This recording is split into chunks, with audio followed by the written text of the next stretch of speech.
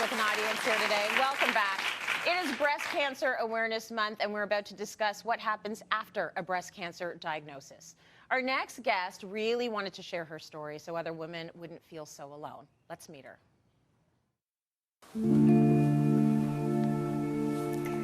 Hi, I'm Nicole Griffith, and this is my breast cancer journey.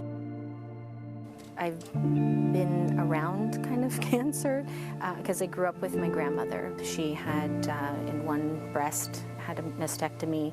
It came back in the second breast. She had another mastectomy, and from what I understand, it came back a third time on the bone. So seeing her go through what she did, and then seeing my mom go through and then losing my mom to cancer, it's kind of always been there. So it was almost, it's crazy to say, but I always felt that I would get cancer, although I tried to be as optimistic as possible. I always thought, well, I'm gonna get it. When am I gonna get it? In my 30s, in my 40s? I was diagnosed in December 2020. I actually had a mammogram scheduled for that year, but because of the pandemic, had to miss it.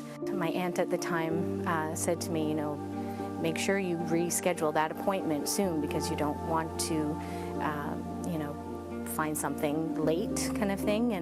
And that triggered the thought to maybe I should be a little more diligent with self-examination.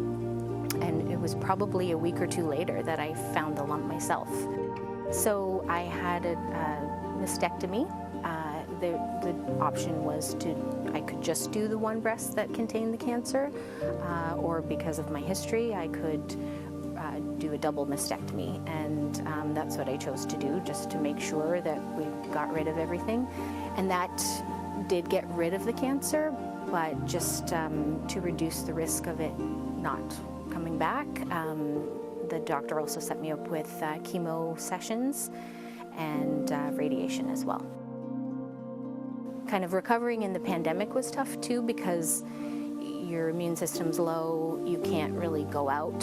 My husband was still working through that time, so coming home, having to really be careful about, you know, not having exposure to germs and those kinds of things. It really put life into perspective so that, you know, when you're healthier, when your hair grows back, when all these things kind of somewhat return to normal, you really appreciate and don't take things for granted anymore, especially health. It's really all about family for me and God. I want to make sure that I'm the best possible person for them, wife and mother, and good at my job. And I was obviously put on this earth for a reason. I think back to my grandmother and my mom, and I know that they fought hard and want to make sure that I do right by them almost. When I was given the option at the time of my mastectomy, I was a little bit hesitant. I really just wanted to get rid of the cancer and be healthy and wasn't really thinking about the reconstruction.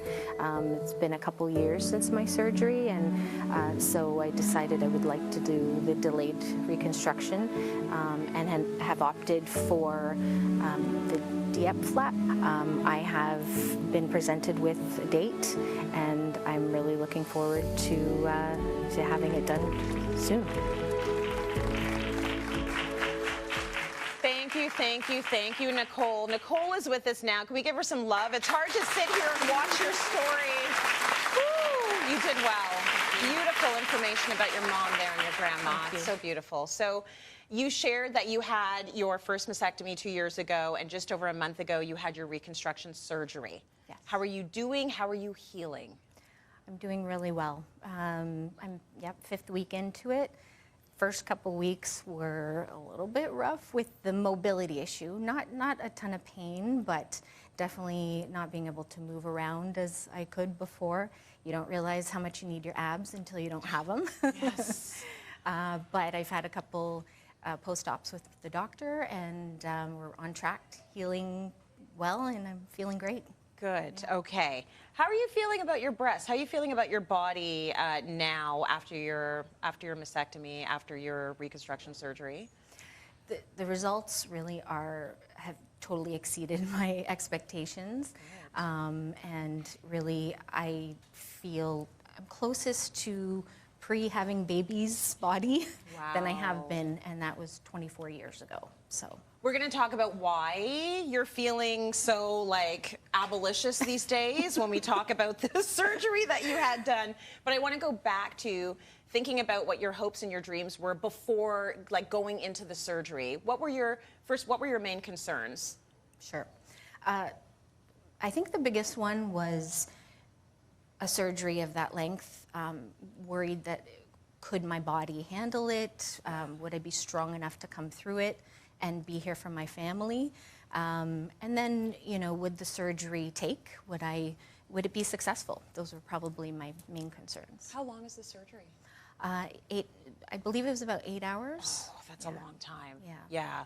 Okay, and your hopes and concerns going into the surgery? So hopes were that really I came to realize this is part of my breast health journey, reconstruction, and I think that really was the hope that this would be the kind of the final chapter of my breast health journey. Yeah. So that was one hope, and again, just come out of the surgery stronger. Yeah, and you're feeling good. I do. That is very hopeful for so many women that are watching. So originally you did not want reconstruction surgery. Why did you eventually decide to go for it? In the beginning, I was a little bit discouraged. The first couple doctors I saw were not as optimistic that I was the best candidate. But I had a friend that had gone through it the year before. I also had a sister who's worked in the OR and assisted in some of the surgeries, and they were like, get a second opinion, get a third opinion, do whatever you got to do. This could be for you, and you want to make sure that it is right for you. And sure enough, met the doctors I met, and they, here we are. Here we are, doing amazing. Yeah. And was there ever the possibility in your mind of just not having reconstruction surgery at all? Sure. Yeah. When I was diagnosed, it was all about, I just want the cancer out of me. I just want to be healthy, and I don't care what I look like.